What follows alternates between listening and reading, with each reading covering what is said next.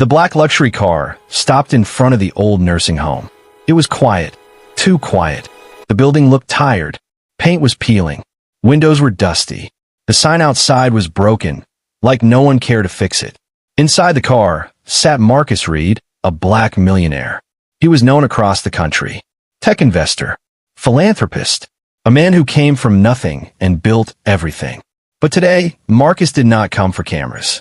No interviews. No headlines. He came alone. His donation was personal. Marcus stepped out of the car and looked at the building. Something in his chest felt heavy. He did not know why. The front door opened slowly. A nurse smiled, surprised. "We didn't expect you in person, sir," she said. Marcus nodded. "I just want to walk around first." The nurse hesitated, then agreed. The hallway smelled old. Like medicine. Like sadness. Wheelchairs lined the walls. Old men and women sat quietly. Some stared at nothing. Some whispered to themselves. Marcus walked slowly. Every step echoed. He had donated millions before. Schools, hospitals, youth centers. But this place felt different. Forgotten. As he passed one room, an old man reached out his hand. Marcus stopped. The man looked at him with empty eyes. Then looked away. Marcus felt a knot in his throat. He kept walking. Then it happened. In the corner room, near a small window, sat an old black woman. She was thin. Her hair was gray and messy. Her hands rested on her lap. At first, she didn't look at him. Marcus was about to walk past. But suddenly, she lifted her head. Her eyes locked on his face. Her body froze. Her lips started to shake. Her eyes filled with tears. Marcus stopped walking. The room went silent. The woman slowly stood up, holding the chair for support. Her breathing became heavy. Then she whispered a name. "Marcus." Not Mr. Reed. Not Sir. Just Marcus. Marcus felt his heart drop. He had not heard that voice in over 30 years. He turned fully toward her. "How do you know my name?" he asked softly. The woman took one small step forward. Her voice cracked. "I used to call you that every morning." Marcus felt dizzy. Memories rushed into his mind. A small kitchen. A cheap apartment. A woman singing while cooking. A warm hug before school. His adoptive mother. The woman who raised him when no one else wanted him. The woman who disappeared. Marcus shook his head. "No," he whispered. The nurse stepped in quickly. "I'm sorry, sir. She often gets confused." The old woman looked angry. "I'm not confused," she cried. "I know my son." "So?" That word hit Marcus like a storm. He walked closer. Slowly. Carefully. The woman lifted her shaking hand and touched his arm. "You got taller," she said softly. "But your eyes, they are the same." Marcus couldn't breathe. He searched her face. The scar near her eyebrow. The same one from a kitchen accident long ago. His voice broke. "Mom." The word slipped out before he could stop it. The nurse gasped. The old woman began to cry. "I prayed for you," she said. "Every night. For 30 years. Marcus felt tears burn his eyes. 30 years. He thought she was dead. He thought she left him. He thought she forgot him. But she was here. Alive. Broken. Hidden. Marcus looked around the room. The cracked walls. The old bed. The cold silence. "This is where you've been?" he asked quietly. She nodded. "They said you would never come back," she said. "They said you forgot me." Marcus clenched his fists. Who did this to her? Why was she here? Why did no one tell him? The nurse stepped back, confused and scared. Marcus took a deep breath. He looked at the woman and said one line. "I'm here now." The woman smiled through her tears. But deep inside Marcus, a question burned like fire. How did his adoptive mother end up lost for 30 years in a nursing home? While he became a millionaire, the camera slowly fades. Marcus did not sit down. He could not. His legs felt weak, but his heart was racing too fast to stop. The old woman stood in front of him, still holding his arm, like she was afraid he might disappear. The nurse cleared her throat. "Sir, are you saying you know her?" Marcus did not answer right away. He looked at the woman again. Really looked this time. The lines on her face told stories of pain. Her eyes held fear, but also love. A love he knew. A love he thought was gone forever. "Yes," Marcus said slowly. "I know her." The room felt smaller. The nurse stepped back, shocked. "We have her listed as Martha Lewis," she said. She's been here a long time. Martha. That name hit Marcus hard. She never used that name with him. He remembered her saying, "Call me Mama. That's all I need." Marcus swallowed. "When did she come here?" he asked. The nurse checked her file. "Almost 30 years ago," she replied. "No family visits. No emergency contact." Marcus closed his eyes. 30 years. Not one call. Not one letter. He opened his eyes and looked at Martha. "Why didn't you find me?" he asked quietly. Martha looked down. Her voice was small. "They told me you were taken far away. They said you were better without me." Marcus felt anger rise in his chest. Better without her? She was the reason he survived his childhood. She worked 2 jobs, skipped meals, held him when he cried at night, and then she was just gone. Martha sat down slowly on the bed. Her hands trembled. "They came one morning," she said. "They said I had to answer questions." Marcus listened closely. "They said someone reported me," she continued. "Said I was unfit. Said I hurt you." Marcus's face went cold. "That's a lie," he said firmly. Martha nodded. "I told them that," she said. But no one listened. Her eyes filled with tears again. "They took you," she whispered. "And when I tried to fight, they said I was sick." Marcus felt his chest tighten. Sick, broken, unfit. Easy words to erase a black woman with no power. "They put me in a place first," Martha said.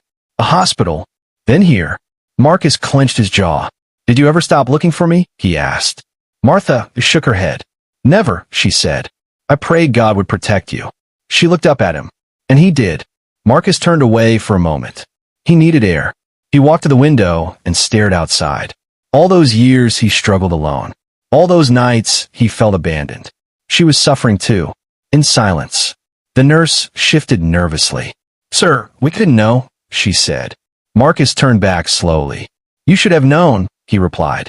The nurse looked down. Martha reached for Marcus's hand. "Don't be angry," she said softly. "I'm just happy you're alive." Those words broke him.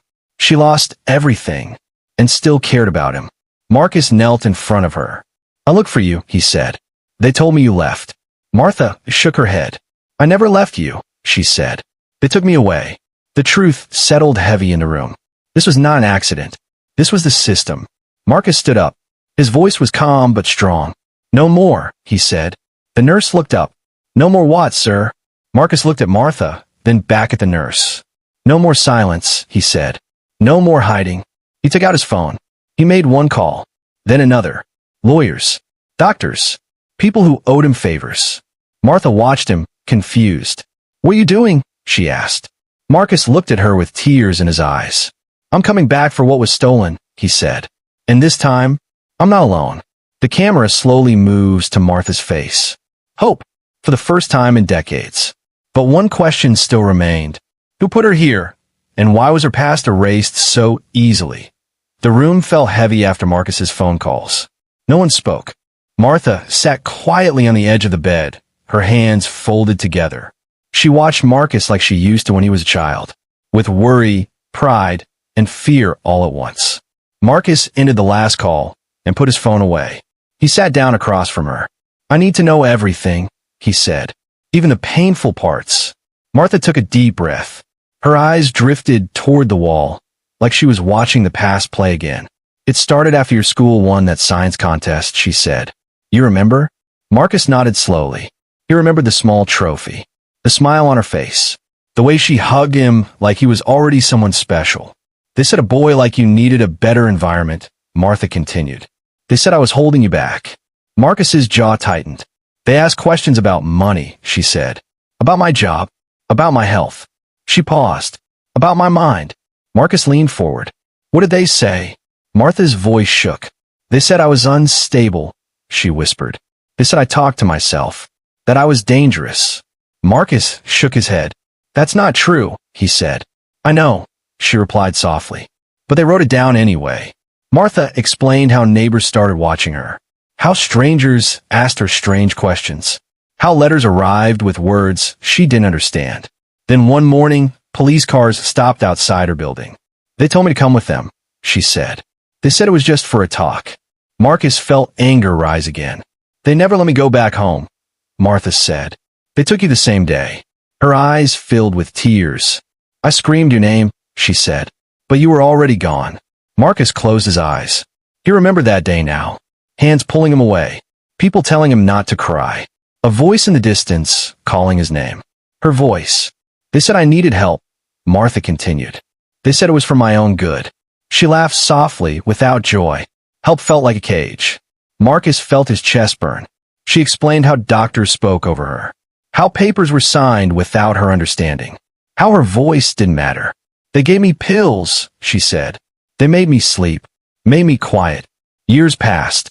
Facilities changed. But the silence stayed. No one came, Martha said. No one asked. Marcus looked around the room again. This was where the system left her. Forgotten. I tried to write you, she said. But they said I was not allowed. Marcus's hands trembled. They erased me, she said. And they erased you from me. Marcus stood up suddenly. He paced the room. This was not just a mistake. This was theft. A life stolen. A family stolen. The nurse knocked gently and stepped inside. There are some people asking for you, she said nervously. They say they're from legal services. Marcus nodded. Send them in, he said. 2 people entered the room. Marcus didn't look at them. His eyes stayed on Martha. This woman was locked away without a crime, he said. She was separated from her child. The lawyers exchanged looks. This happens more than people think, one of them said quietly. Marcus turned sharply. That doesn't make it right. Martha reached out and held Marcus's sleeve. Don't fight for me, she said softly. I don't want trouble. Marcus knelt beside her. You fought for me your whole life, he said. Now it's my turn. Tears ran down her face. For the first time, someone was speaking for her. The lawyers began reviewing old files. Names, dates, signatures. One name appeared again and again. Marcus memorized it. He did not speak it out loud. Not yet. The nurse watched nervously from the door. This story was getting bigger than the building. Marcus stood tall. This truth doesn't stay buried, he said. Not anymore. Martha looked up at him. Her eyes were tired, but hopeful. Do you think people will believe me? She asked. Marcus took her hand. I don't need them to, he said. I believe you. The camera slowly pulls back. A mother and son reunited, but facing a system that tried to erase them both. And somewhere outside those walls, someone was about to be exposed. The next morning, the nursing home felt different. People moved faster. Voices were quieter. Doors stayed closed. News traveled fast when a powerful man walked into a forgotten place. Marcus returned early. This time, he did not come alone. 2 lawyers walked beside him. A private doctor followed close behind. Staff members watched nervously. No smiles. No small talk. Marcus went straight to Martha's room. She was sitting by the window, holding a cup of cold tea. When she saw Marcus, her face changed. Not fear. Hope. You came back, she said softly. I promised, Marcus replied. He pulled a chair close to her. The doctor checked her hands, her breathing, her eyes. He asked simple questions. Martha answered slowly but clearly. After 10 minutes, the doctor stood up. She is not confused, he said firmly. She's not dangerous. She never was. The nurse in the room looked down. Marcus said nothing. He did not need to. The truth was louder than anger. One of the lawyers opened a folder. Mrs. Lewis, she said gently, do you remember signing any papers? Martha shook her head. They told me to trust them, she said. They said it was temporary. Marcus felt his stomach turn. Temporary turned into 30 years. The lawyer turned to Marcus. There is no legal reason for her to still be here, she said. No crime. No court order. Marcus stood up. Then she's leaving, he said. The room went silent. The head nurse rushed in. Sir, we can't just. Marcus raised his hand. Yes, we can, he said calmly. And we will. He turned to Martha. Pack what you want, he said. You're coming home. Martha's eyes filled with tears. Home, she asked. Marcus nodded. Yes, Mama, he said. Home. Word spread fast. By noon, management arrived. Faces Marcus had never seen before. They spoke carefully. Too carefully. They apologized. Too late. This place has helped many people, one man said. Marcus looked at him. This place hid my mother, he replied. There is a difference. The lawyers presented documents. Old files. Medical records with missing pages. Silence filled the room again. The manager wiped his forehead. We can discuss a settlement, he said. Marcus leaned forward. I'm not here for money, he said. I'm here for truth. He looked around. How many others are here because no one fought for them? No one answered. That answer was enough. Marcus made another call. Within hours, inspectors arrived. Not media, not police, independent investigators. They began opening doors, asking questions, taking notes. Martha watched from her wheelchair. She held Marcus's hand tightly. They never listened before, she whispered. Marcus squeezed her hand. They will now. Later that afternoon, Marcus took Martha outside. Sunlight touched her face for the first time in years. She closed her eyes and smiled. I forgot how warm it feels, she said. Marcus helped her into his car. The same car that once waited for no one. Now it waited for her. As they drove away, Martha looked back at the building. Do you think they will forget me again? She asked. Marcus shook his head. Not this time, he said. They forgot because they could. Martha rested her head back. Marcus's phone buzzed. A message from one of the lawyers. A name. The same name from the files. The person who signed the first report. The person who labeled Martha as unfit. Marcus stared at the screen. This was bigger than one building. This was a pattern. He typed one message back. They deeper. That night, Marcus sat in his office. Martha slept peacefully in a nearby room. Safe. Finally safe. Marcus looked at the city lights. For years, success had been his shield. Now, it was his weapon. This was no longer just about reunion. This was about justice. And someone, somewhere, was about to answer for 30 years of silence. The files arrived late at night. Thick folders. Old paper. Names written in faded ink. Marcus sat alone in his office.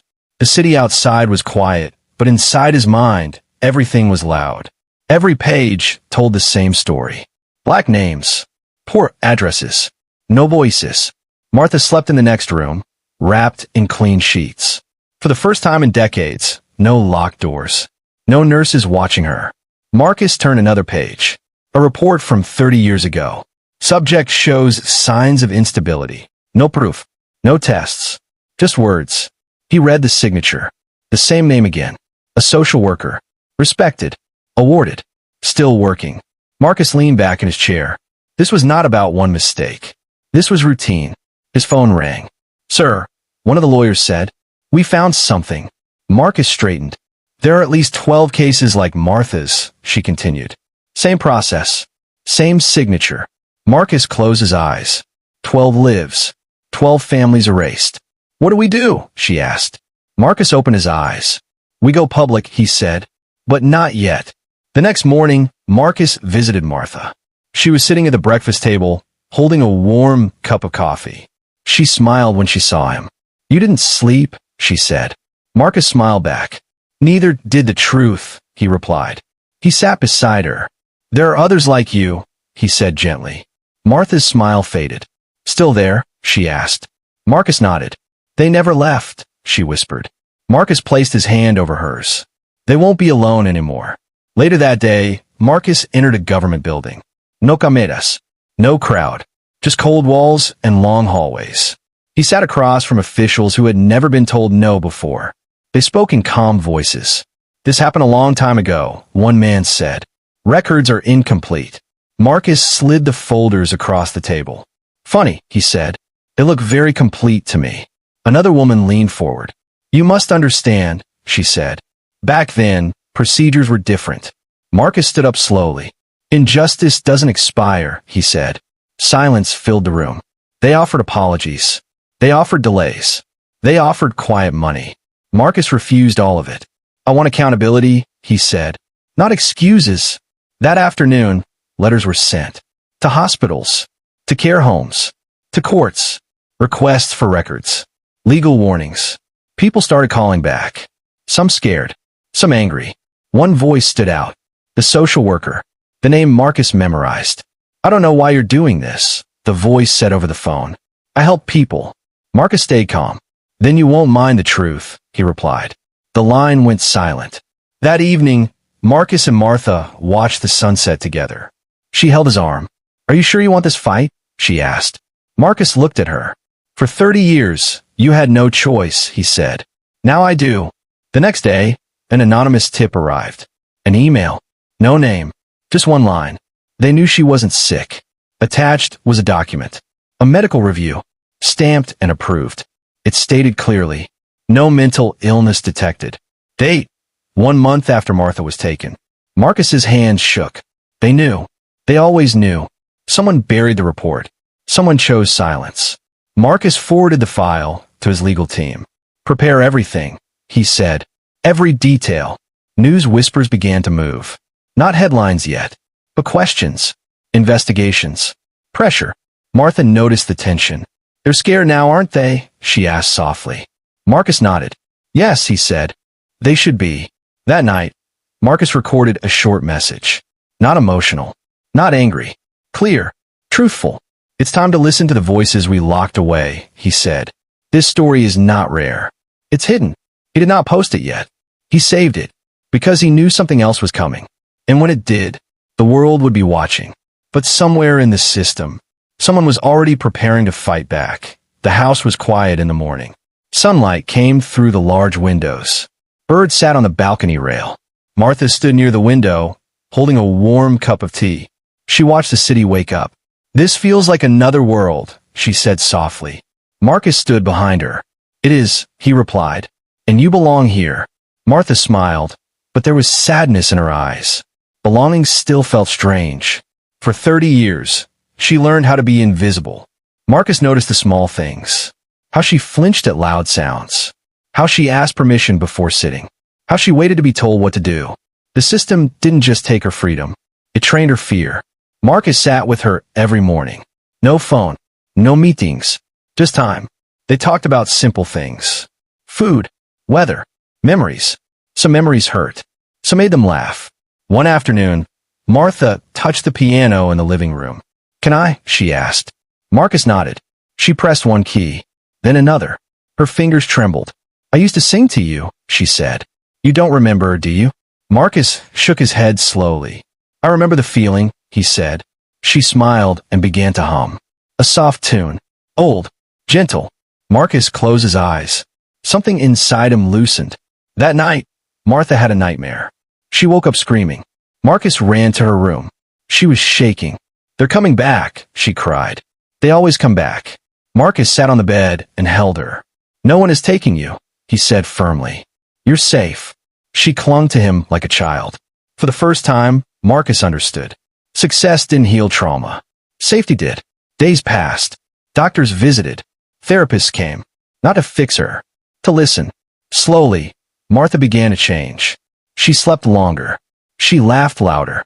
She walked outside without fear. One morning, Marcus found her in the kitchen.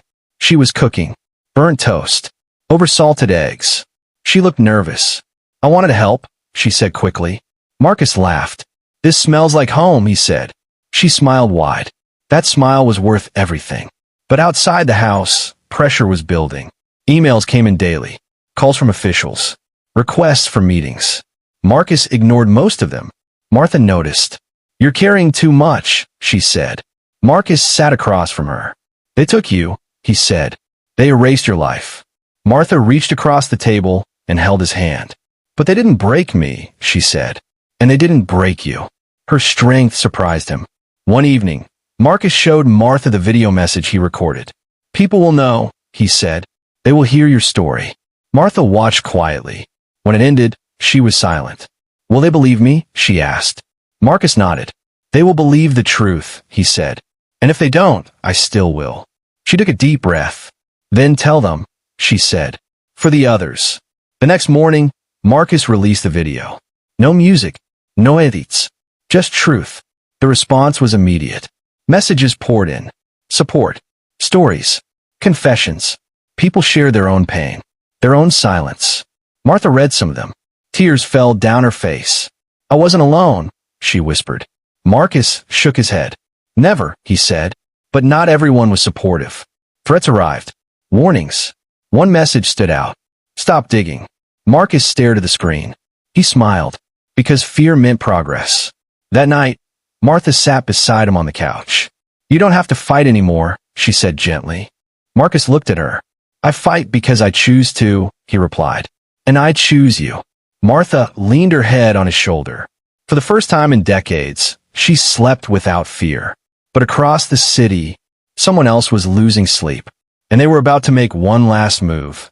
The hearing room was full, not with noise, with truth. Cameras lined the walls, not for drama, for record. Marcus sat beside Martha.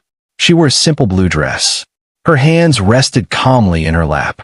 Years ago, she sat in rooms like this with no voice. Today, she was not alone. The judge entered. Everyone stood. Martha stood too, slow but strong. Marcus watched her closely. This moment was never supposed to happen, but it did. The lead investigator spoke first. He listed facts, dates, files, signatures. Each word pulled the past into the light. The social worker's name was spoken.